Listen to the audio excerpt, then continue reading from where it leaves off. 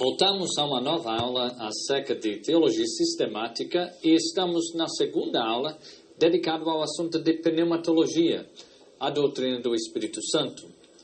Na aula anterior nós estudamos acerca da personalidade do Espírito Santo, estudamos acerca da sua deidade e também alguns princípios de simbologia, além de alguns símbolos que a Bíblia de fato traz para nós para conhecermos algo acerca do Espírito Santo como pessoa, como ministério e assim por diante.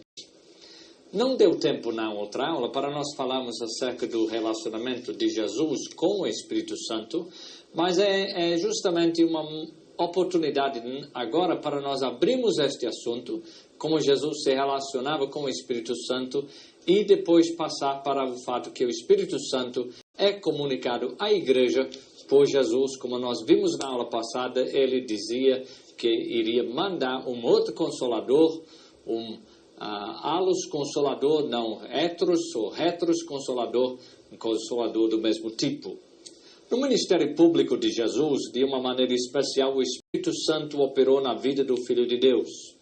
Inicialmente, o Espírito conduziu Jesus ao deserto para ser provado pelo diabo.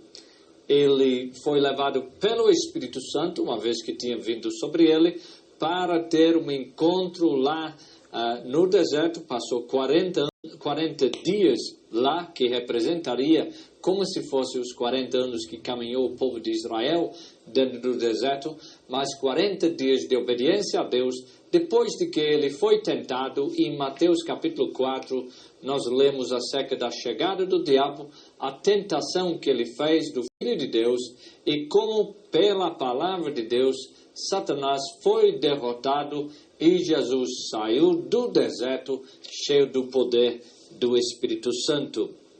Na verdade, ele ganhou a vitória sobre a tentação usando a espada do Espírito, que é a palavra de Deus, e a palavra de Deus é certamente eficaz, e nunca devemos imaginar que o Espírito Santo vai nos separar da palavra de Deus, ou que a palavra de Deus iria nos separar do Espírito Santo, como alguns pensam ou agem.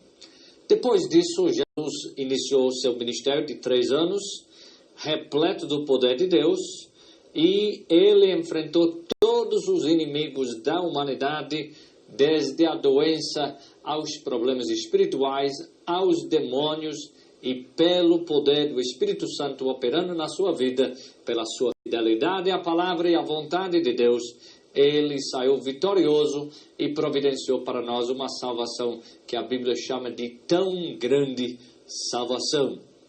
Quando Jesus finalmente foi crucificado, quando chegou aquele momento, diz a palavra de Deus em Hebreus 9 e 14, que foi pelo Espírito Eterno que se ofereceu a si mesmo imaculado a Deus. Tanto nós devemos entender que o Espírito Santo intermediava a transação, isto é, a oferta de Jesus de si mesmo a Deus, como também nós devemos entender que foi pelo Espírito Santo que ele conservou-se imaculado, isto é, sem pecado. Ele foi à cruz com a unção divina ainda sobre ele, e o Espírito manteve ele no caminho de Deus todos os dias da sua vida. Devemos entender que o Espírito Santo operando em nossas vidas tem este mesmo propósito. Ele irá sim nos conduzir a lugares difíceis, lugares onde seremos tentados e provados. Pode nos levar até lugares onde nós iremos sofrer por seu nome, mas ele vai também nos conservar na plenitude, na graça de Deus, se é que nós o acompanharmos.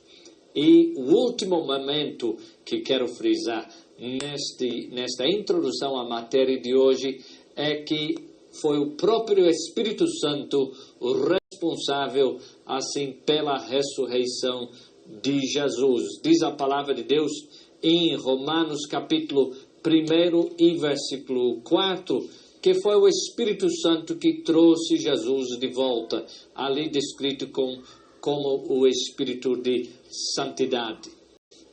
Quando Jesus, então, foi levantado dentre dos mortos, Ele continuou com seus discípulos por mais ou menos 6 semanas, 40 dias, e então depois ele foi assunto lá no céu, mas antes dele ir embora, ele falou que iria mandar aquele outro Consolador.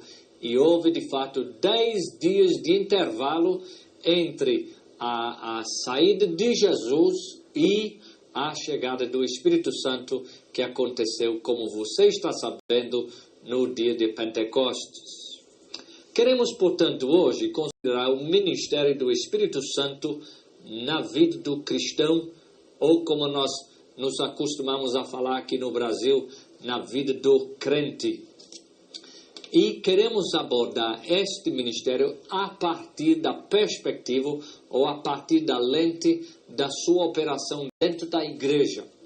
Se existe uma coisa que é um pouquinho infeliz hoje, neste século em que nós temos tanto conhecimento do Espírito Santo, é que infelizmente o foco do ministério do Espírito Santo parece estar assim mudando no conceito popular daquilo que é bíblico, isto é, o Espírito Santo se movendo dentro da comunidade, para agora o Espírito Santo apenas está operando na vida do indivíduo.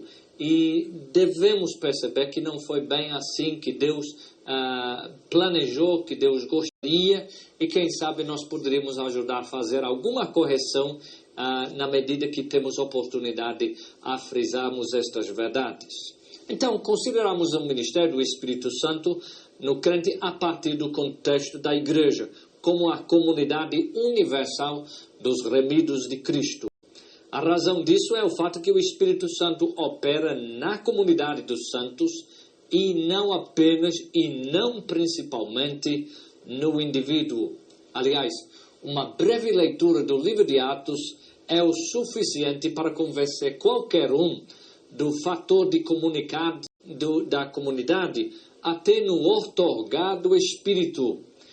Via de regra, não acontece individualmente e sim corporalmente, como nós podemos ver em Atos capítulo 2, assim como 120, todos foram visitados ao mesmo tempo pelo Espírito Santo. Atos capítulo 8 em Samaria, Atos capítulo 10 em Cesareia e Atos capítulo 19 em Éfeso. O Espírito Santo é evidente dentro da comunidade. Mesmo quando Ananias é enviado a Saulo para que recuperasse a sua vista e fosse cheio do Espírito Santo, devemos perceber o aspecto de comunidade, mesmo num sentido limitado, porque haveria no mínimo os dois presentes, isto é, Ananias mais Saulo, e poderia muito bem haver outras pessoas presentes, pessoas que estiveram aí ainda acompanhando e atendendo às necessidades de Saulo, pessoas que o tinham acompanhado assim na sua viagem até Damasco. Agora passamos para a questão do derramamento do Espírito. Neste sentido, o derramamento do Espírito Santo é algo que foi prometido e foi sim efetivado por Jesus. É infeliz quando, às vezes, dentro do cristianismo existe uma polarização entre os membros da Trindade, uma comunidade enfatizando mais a questão de Deus Pai, outra comunidade enfatizando mais o ministério de Deus o Filho, e outra comunidade assim primando apenas para as questões assim do Espírito Santo.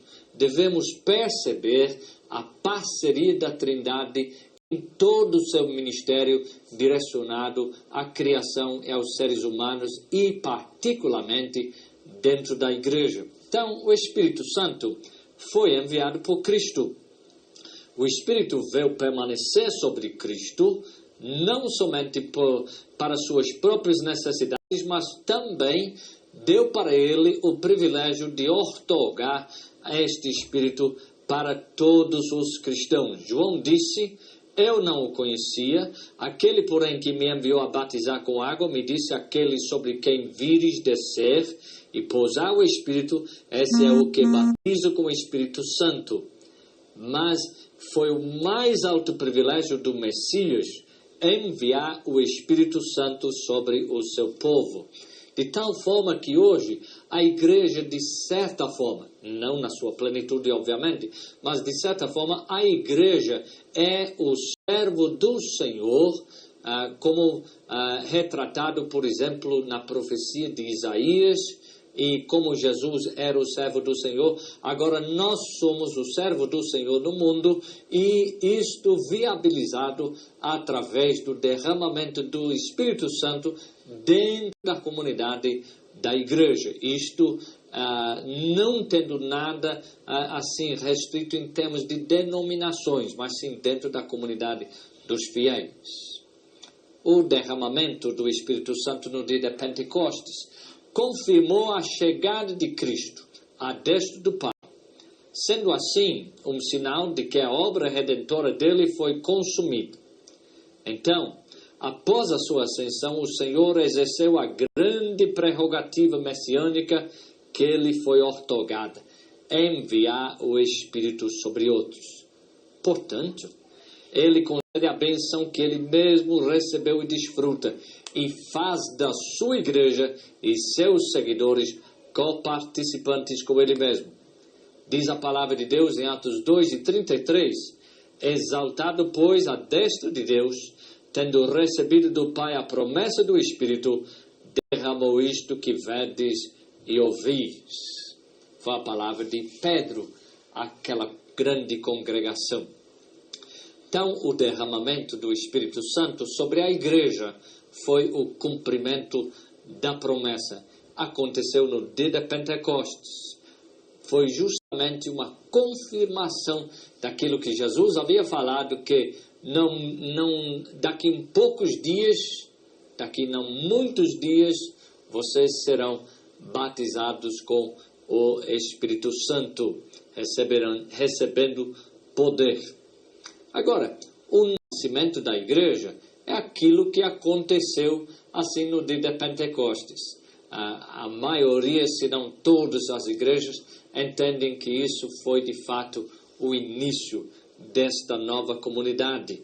E enquanto eles estavam esperando no cenáculo, assim vieram vários sinais da parte de Deus, inclusive o som como de um vento, línguas como que de fogo, e também os 120 passaram a falar em outras línguas.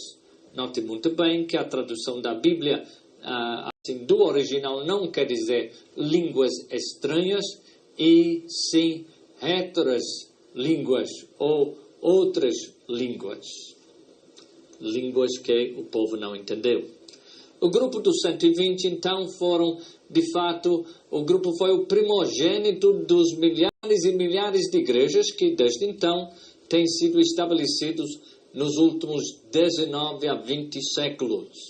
O derramamento pentecostal foi o princípio de uma nova dispensação, dizem os teólogos que olham para a teologia através desta lente. Algumas pessoas preferem outra perspectiva do que a dispensacional, mas o importante é que nós percebemos que foi de fato um novo dia.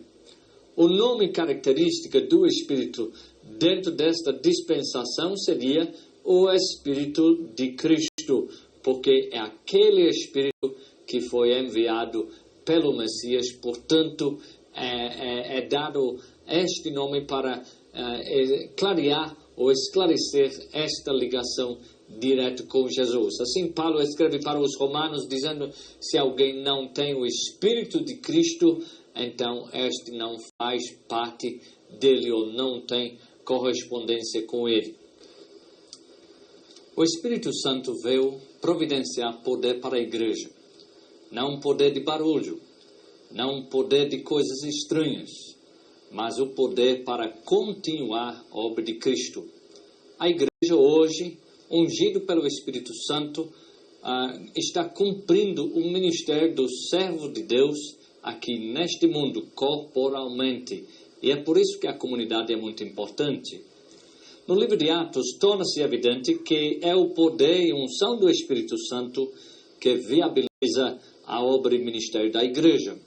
Foi por sua habilidade que conversões ocorreram, que a unidade prevaleceu na igreja, que uma dinâmica liderança foi provida e os milagres foram realizados.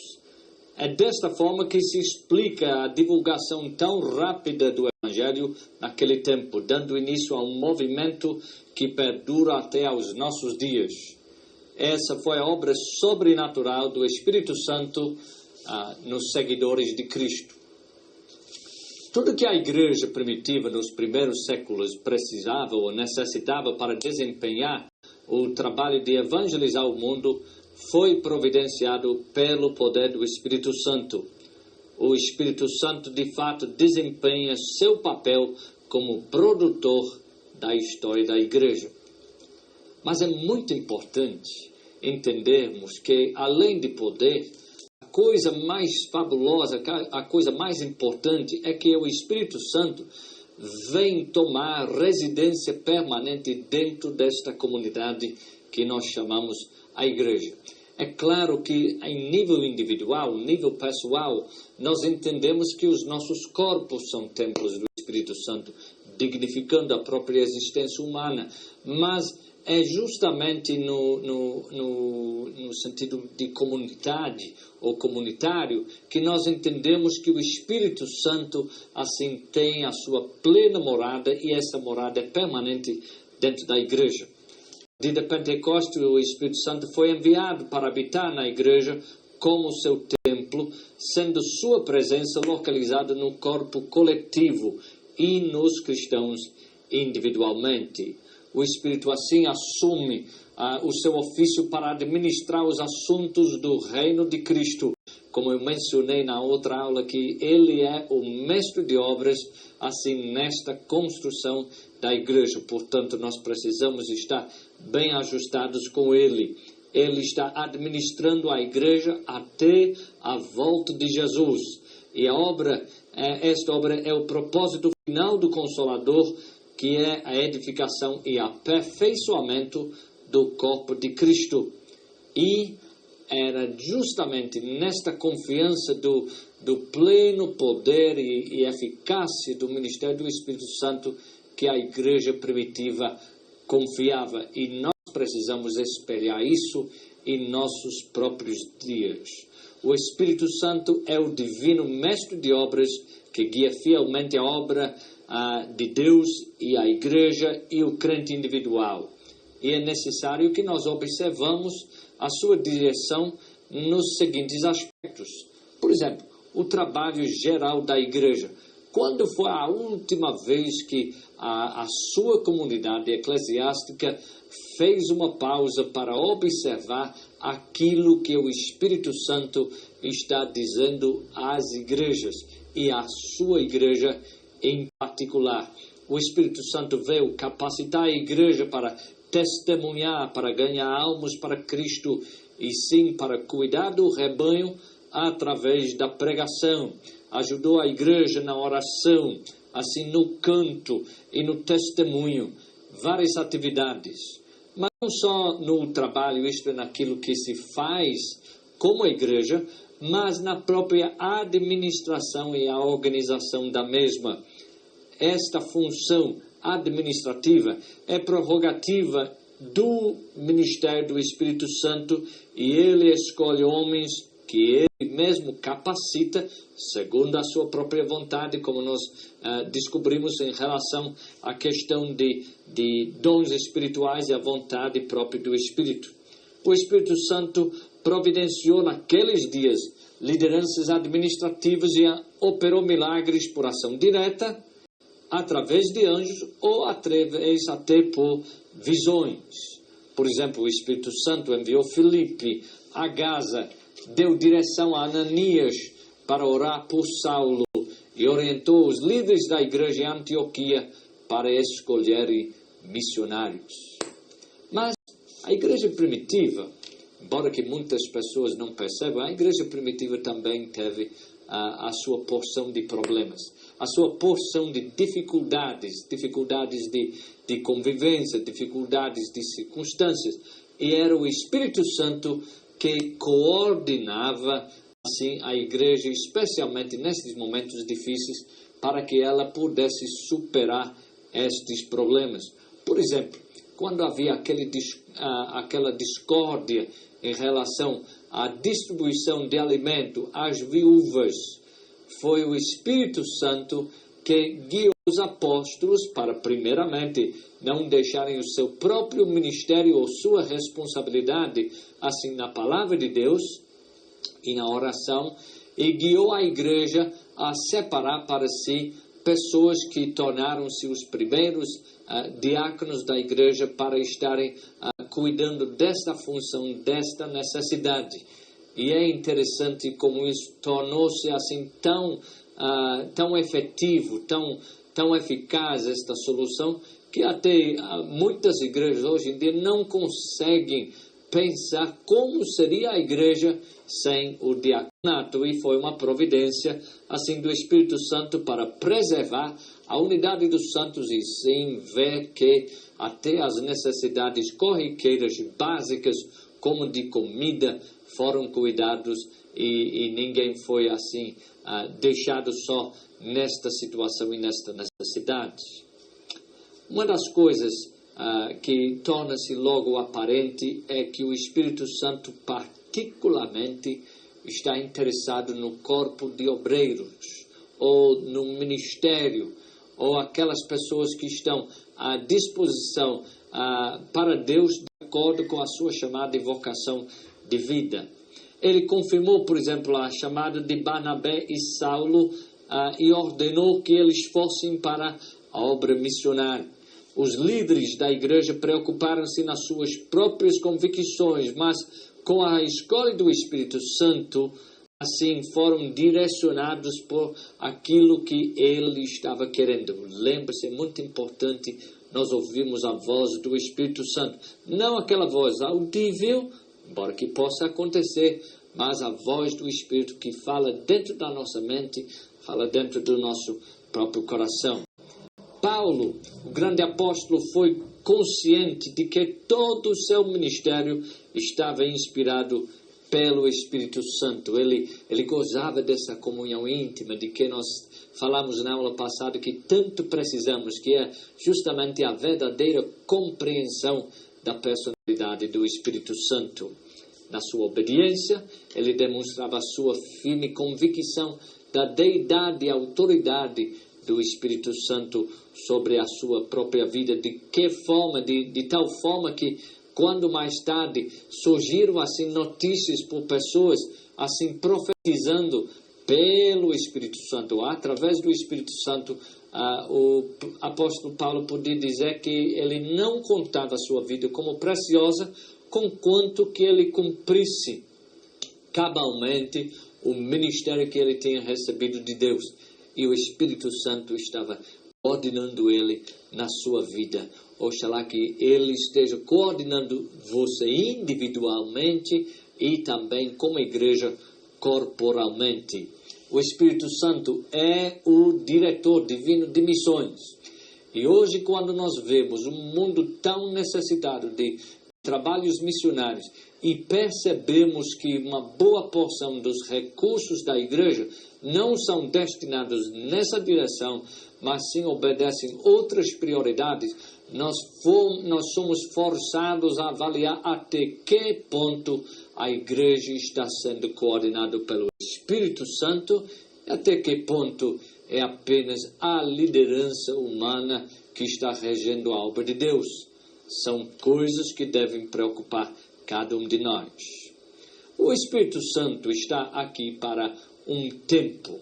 Nós não sabemos quanto tempo.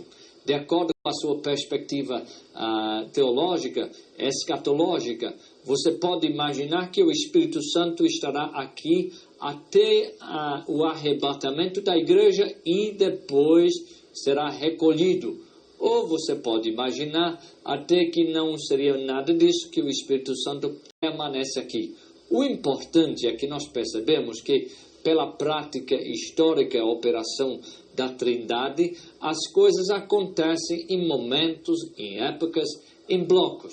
Isso quer dizer que o Espírito Santo está conosco hoje, preparando a igreja como noiva de Cristo, e quando esta preparação está completa, então assim nós entraremos em nova fase, embora que esta nova fase é um pouquinho difícil de nós entendermos com precisão, apenas temos algumas figuras, algumas informações gerais em relação a isso. Mas o Espírito Santo está aqui para viabilizar a igreja como comunidade. Agora eu queria que nós voltássemos o assunto para nós individualmente. Como eu falei, o Espírito Santo opera na igreja em comunidade, ainda eu diria principalmente em comunidade, porque Deus não tem assim um plano assim pulverizado em termos de cada indivíduo, mas Deus tem um plano global, e este plano global une ou reúne os crentes para que juntos nós façamos a obra de Deus. Uma coisa infeliz que acontece em nossos dias é a própria fratura do corpo de Cristo, isto é, o fato que muitas pessoas que têm sim um verdadeiro relacionamento com Cristo, um relacionamento vital com Ele, desconhecem o mesmo tipo de relacionamento com o seu próprio irmão. Então, agora nós vamos voltar à questão para o Espírito Santo e o crente particular, para que nós possamos ver até onde o Espírito Santo está sendo honrado em nossas próprias vidas. Qual é a sua função? Como, por exemplo, na igreja, o Espírito Santo habita na comunidade, também ele habita em nós. Como nós temos mencionado, nossos corpos são o próprio ou verdadeiro templo do Espírito Santo. E o Espírito Santo habitando dentro de nós, ele forma Cristo dentro de nós. Isto é, Cristo está como se fosse sendo formado na medida que as nossas vidas estão sendo conformadas ou moldadas à imagem de Cristo.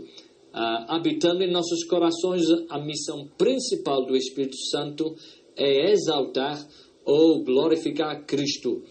Jesus falou, João 16:14, Ele me glorificará porque há de receber o que é meu e vou-lo-á anunciar.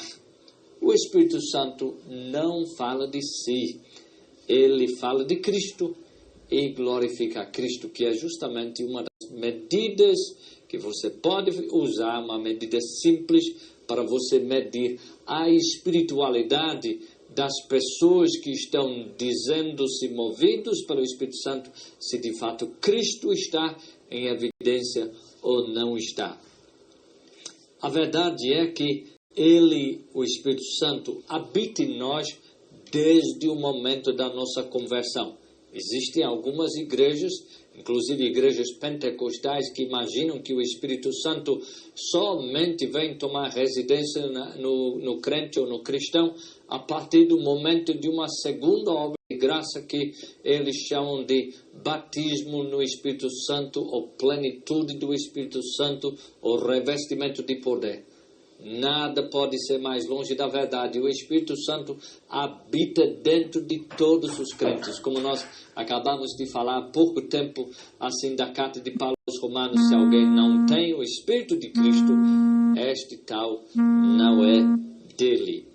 Quando o Espírito habita dentro do crente, este recebe um cuidado todo especial, porque o Espírito assume certas atitudes para com ele, tais como, por exemplo, certificar a sua filiação divina. O mesmo Espírito testifica com o nosso Espírito que somos filhos de Deus, disse Paulo aos Romanos em capítulo 8, versículo 16. Esta afirmação está em paralelo com aquilo que João, o apóstolo, falou.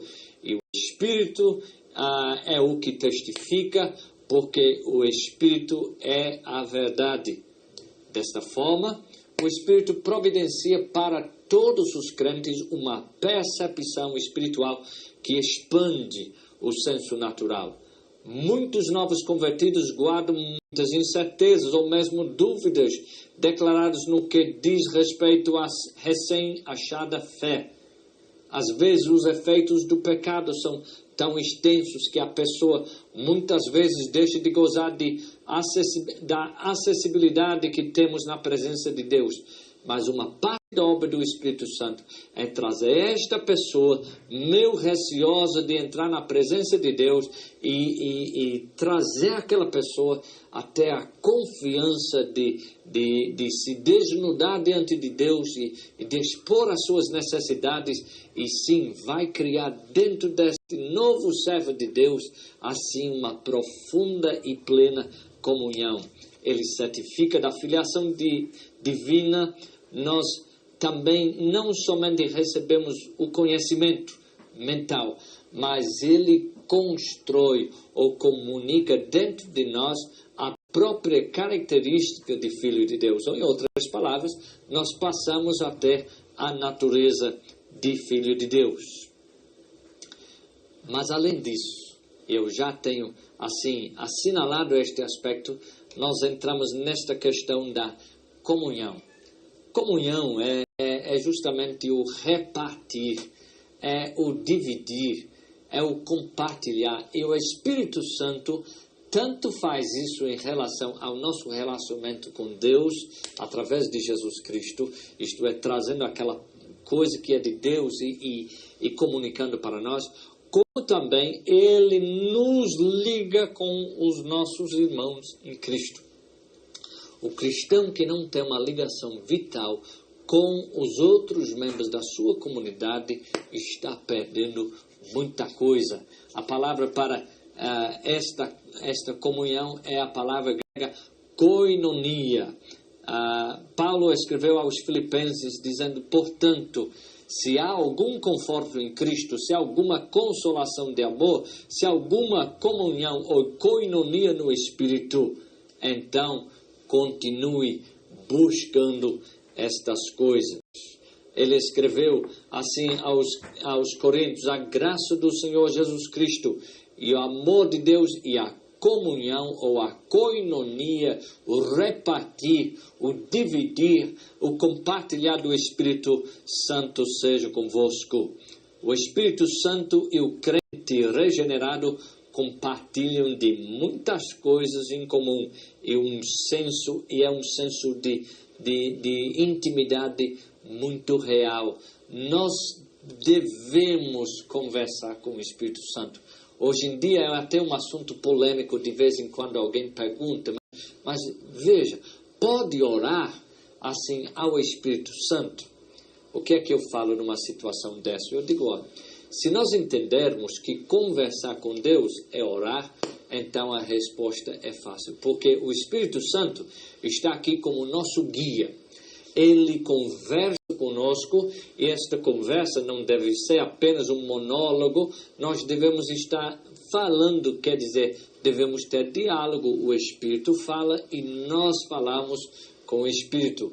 Dentro da igreja primitiva nós temos todo tipo de evidência que o Espírito falava ao povo e o povo ouvia aquilo que o Espírito falava e comunicava um ao outro. Nosso Senhor Jesus Cristo, além de nos conceder a bênção do Espírito Santo, também nos concede a comunhão do seu Santo Espírito. Esta bênção nos leva a termos intimidade não só com Deus, como eu falei, mas a ter intimidade um com o outro. Lembre-se que a igreja é como se fosse um edifício composto de pedras vivas, e estas pedras vivas precisam construir a sua convivência em conjunto. Mas o Espírito Santo faz muito mais que isso. Tudo isso é importante. E não quer dizer que o que vem depois é mais importante, nem menos importante, mas é também importante. Ele nos assiste no louvor e na oração. Paulo escreveu aos Filipenses, assim, tentando explicar a sua posição diante dos judaizantes, que eram cristãos, judeus ou discípulos de Moisés cristianizados, que estavam perturbando muitos dos crentes assim naqueles dias. E Paulo então precisava dizer para os de Filipos, porque nós é que somos a circuncisão, nós que adoramos a Deus no Espírito. Faz a gente lembrar não das palavras de Jesus, quando ele falou à mulher samaritana, que é importante que os verdadeiros adoradores de Deus adoram a Deus em espírito, ou isto é, viabilizado as suas orações pelo Espírito e na verdade. Então, o Espírito nos ajuda no louvor, na adoração e também em nossas orações. Esta ajuda em oração pode ser tomar aquilo que nós nem conseguimos expressar, isto é, aqueles gemidos inexprimíveis, que caso alguém pense, por exemplo, que isso é uma referência velada à questão de falar em línguas, não é, porque as línguas são coisas já exprimidas, isto é, faladas, mas a Bíblia fala do Espírito Santo tomar até os nossos gemidos inexprimíveis, as palavras, para que nós não temos palavras, e Ele traduz isso e apresenta diante de Deus, segundo a vontade de Deus. Que ótimo que nós temos isso, mas também Ele vai comunicar para nós aquilo que Deus quer de nós, porque vamos lembrar, por favor, que oração não é apenas uma conversa de uma pessoa aqui na terra falando para Deus lá no céu o que precisa, mas é Deus lá também comunicando para conosco a sua própria vontade, e o Espírito viabiliza a captação destas mensagens, e estas podem nos levar para cumprir mais fielmente a vontade de Deus. Então o Espírito nos ajuda. Paulo escreveu aos Efésios um trecho que é conhecido muito hoje por causa da ênfase eclesiástica sobre a guerra espiritual. Ele escreveu aos Efésios dizendo: orando em todo tempo, com toda oração e súplica, como? No Espírito. E Paulo escreveu aos Romanos que é o Espírito que interpreta as nossas orações diante de Deus. Então, mais um aspecto do ministério do Espírito Santo dentro do crente. Ele também instrui e faz lembrar das coisas de Deus. Lembra como Jesus falou assim de algumas adversidades, algumas dificuldades que iam enfrentar assim os seus discípulos? Ele falou para eles que naqueles dias que eles foram assim levados diante dos tribunais, diante assim das autoridades, eles não precisavam estar ensaiando aquilo que haveriam de falar. Por quê? Porque naquele mesmo momento o Espírito Santo ia fazê-los lembrar assim daquilo que era o necessário. O Espírito Santo ia por meio disso providenciar para eles as respostas às alturas das necessidades. Podemos ver, por exemplo, isso acontecendo no ministério de Estevão, um dos primeiros diáconos, quando ele foi assim interrogado em relação à sua fé e começou a testificar de Cristo, testemunho este que acabou na sua própria morte, mas ele falou com tanta sabedoria, tanta clareza, tanta autoridade, que eles não conseguiram assim se desviar desta sabedoria. Foi o Espírito Santo que estava ajudando eles. Então, o Espírito Santo instrui, ele faz lembrar, ele é chamado o Espírito da Verdade, e ele tira a agenda pedagógica de Jesus, aquilo que Jesus havia ainda de comunicar e não deu tempo, aquilo que, quem sabe, nós não temos nem aprendido nós mesmos individualmente. O Espírito Santo pega do currículo de Jesus, assim a agenda pedagógica de Jesus, e transmite para a igreja para que nós possamos fazer aquela caminhada na direção de toda a verdade. E lembremos que uma das coisas em relação à viabilização do ministério do Espírito Santo através dos dons tem como seu destino final de nos levar à própria estatura da varonilidade, assim, a perfeição em Cristo, a maturidade em Cristo. E para tal fim, nós precisamos depender do ministério do Espírito Santo.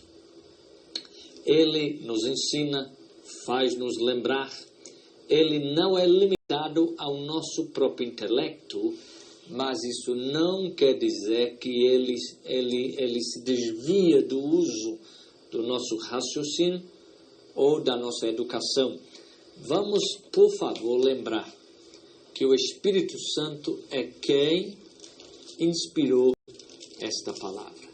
Esta é a palavra de Deus inspirada, segundo Paulo escreveu a Timóteo, segundo Timóteo 3:16, esta palavra é proveitosa para a doutrina, para a repreensão, para a correção, para a instrução em justiça. E um dos grandes recursos do Espírito Santo em nos amoldar à imagem de Cristo é fazer valer esta palavra em nossa vida. Portanto, uma pessoa em comunhão com o Espírito Santo, com toda certeza vai estar muito ligado à palavra de Deus. Isto é, vai ser cheio da palavra de Deus e também cheio do Espírito Santo. Às vezes eu tenho assim me maravilhado assim com um pensamento, uma resposta que vem justamente na hora da necessidade e depois eu percebo aquela resposta é alguma coisa que eu já li há muito tempo dentro da palavra de Deus.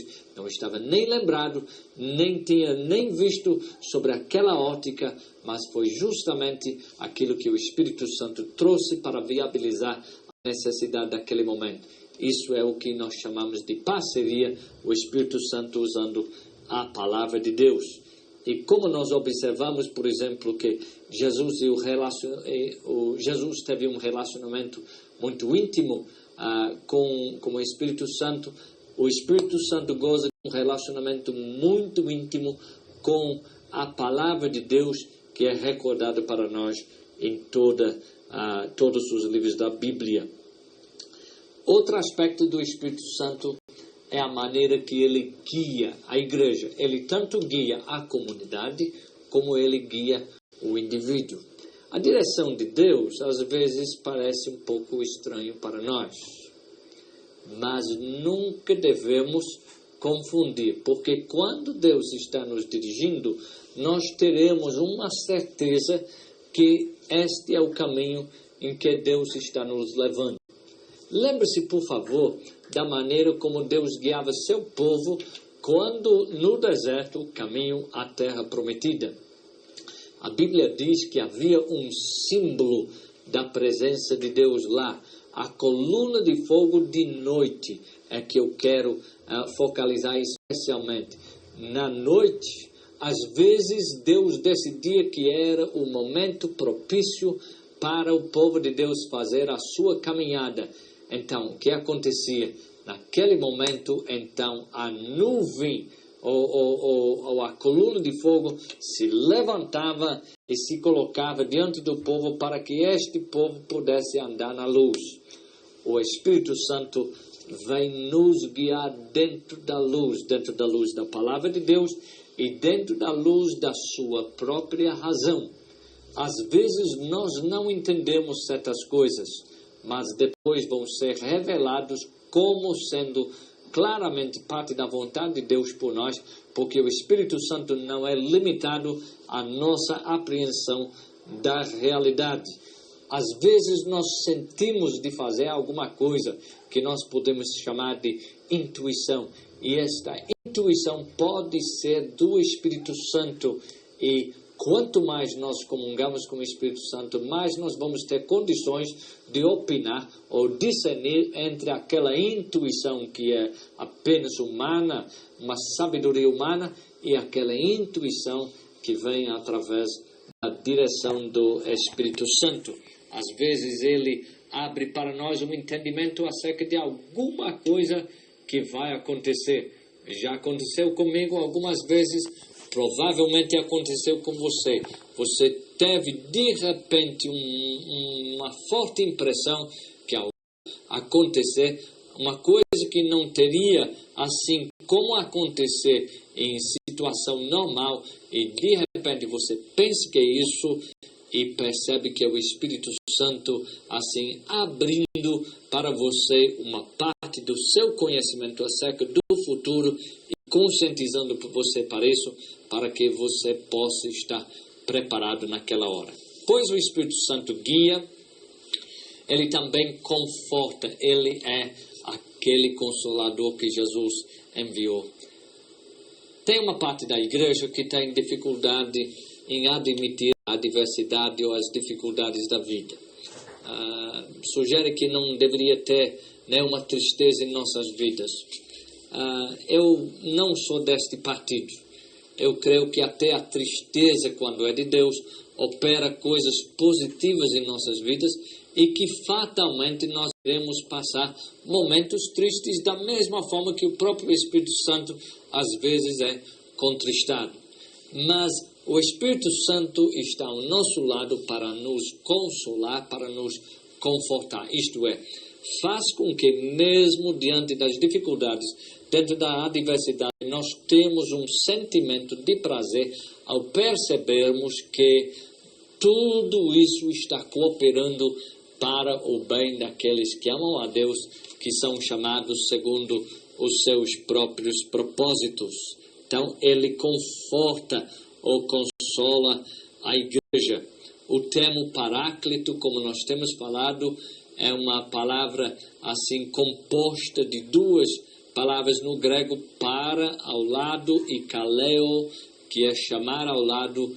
Portanto, se hoje ou se em algum dia futuro você se sente contristados, você se sente abatidos, é justamente o tempo para paracalar, para você clamar, parakaleo, você apelar para o Espírito Santo para estar ao seu lado. E você vai experimentar pessoalmente como é gostoso o consolo e o conforto do Espírito Santo. Ele vem nos consolar em nossas fraquezas, mas ainda mais eu diria, se você pode aceitar isso, ele vem nos consolar com as nossas fraquezas. Isto é, faz com que nós podemos aceitar as nossas limitações. Faz parte disso o trabalho do Espírito Santo, de fazer com que o crente pode estar ajustado à realidade, assim, da sua impotência, da sua fraqueza, e ajustado ao fato que é quando ele, como crente ou cristão, está fraco, é que Deus vai poder operar o seu poder mais claramente dentro da sua vida. Um outro aspecto importante, e aqui nós estamos alcançando a conclusão desta aula, um outro aspecto importante é o papel do Espírito Santo na santificação do cristão ou do crente. A santificação. Nós temos visto já uma aula inteira em relação à santificação, mas é uma oportunidade para nós relembrarmos de certos conceitos. Vamos lembrar que o Espírito Santo é justamente isso, o Espírito Santo. Pois ele vindo para as nossas vidas, ele já separa a nossa vida para a obra e o serviço de Deus, mas muito mais que isso, porque Deus não nos ama, nem nos quer apenas como maneira de ter o nosso serviço. Deus gosta de nós, Deus nos ama, diz a palavra de Deus. Então, o Espírito Santo nos cela, ele nos separa para Deus, no sentido de que agora nós somos propriedade de Deus. Já pensou? Reflita um pouquinho onde você está. Você pertence a Deus. E o Espírito Santo na sua vida faz com que a sua vida não é uma vida normal, não é uma vida apenas corriqueira, mas a sua vida é uma vida santificada, separada, assim, destinada a ter o aval de Deus, a proteção de Deus, a direção de Deus, o cuidado de Deus, tudo isso porque você é separado. Nós podemos também afirmar hoje que a debilidade adquirida de Adão permanece, mesmo convertido, e falta ainda conquistar muita coisa dentro das nossas vidas, mas o Espírito Santo está trabalhando. Não devemos nos desesperar diante de qualquer sinal de fraqueza, qualquer sinal assim de carência. O Espírito Santo ainda está operando poderosamente dentro de nós. Diz a palavra de Deus que Ele opera em nós tanto o querer como o poder, ou tanto o querer como o realizar. Graças a Deus por isso. A fé deve ser fortalecida através de muitas provas e o amor deve ser fortificado para sobreviver à dificuldade e à tentação. O Espírito Santo representa para o crente a vida íntima de Cristo com toda a riqueza da sua santidade divina. A sua intenção é que a vida que é cheia do Espírito Santo também viva no Espírito, isto é, como nós temos recebido o Espírito Santo, automaticamente, ao sermos convertidos, daí pela frente nós devemos viver no Espírito, ou isto é, viver uma vida governado pelo Espírito Santo. Seria muito interessante no desfecho desta aula que vocês parassem em conjunto e pedissem o ministério do Espírito Santo na vida de cada um. O seu desejo é que a alma seja esvaziada de autonomia, de autojustificativa e que a velha natureza seja rejeitada, pois já vos despistes do velho homem com seus feitos, disse Paulo em Colossenses 3:9. As seduções do pecado precisam ser vencidas e as tendências e os hábitos devem ser corrigidos. O Espírito Santo procura sempre guiar o cristão em novas áreas de submissão no seu crescimento à semelhança de Cristo. Este é o caso de estar morto para o pecado e vivo para Jesus Cristo. Romanos 6:11. Assim também vós considerai-vos como mortos para Deus em Jesus nosso Senhor.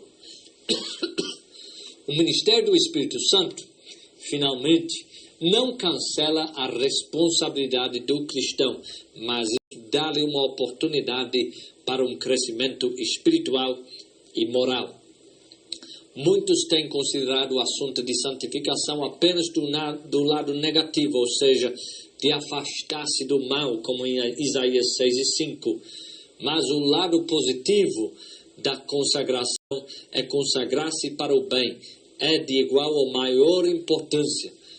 Somente afastar-se do mal causaria um vácuo. Portanto, devemos nos consagrar a Deus e através do mesmo Espírito Santo, através de que Jesus se ofereceu a Deus, nós também devemos ser transformados e convertidos em oferta para o seu próprio louvor. A velha natureza é para ser crucificada com Cristo e o Espírito Santo desenvolve a nova natureza porque nós somos novas criaturas em Ele, em Cristo. O Espírito Santo trabalha ao nosso lado, na qualidade de aliado, dando-nos o poder para sermos vencedores. É a lei do Espírito de vida em Cristo Jesus, que é mais poderoso do que a lei do pecado e a morte, que faz com que nossas vidas são de fato transformadas em algo que glorifica a Deus. Embora que a carne possa tentar se levantar, nós sabemos que através do ministério do Espírito Santo nós conseguiríamos sim viver uma vida santa e o Espírito Santo estar conosco esta tarde, esta noite, este dia, para fazermos a vontade de Deus prevalecer em nossa vida. Portanto, que Deus vos abençoe. Amém.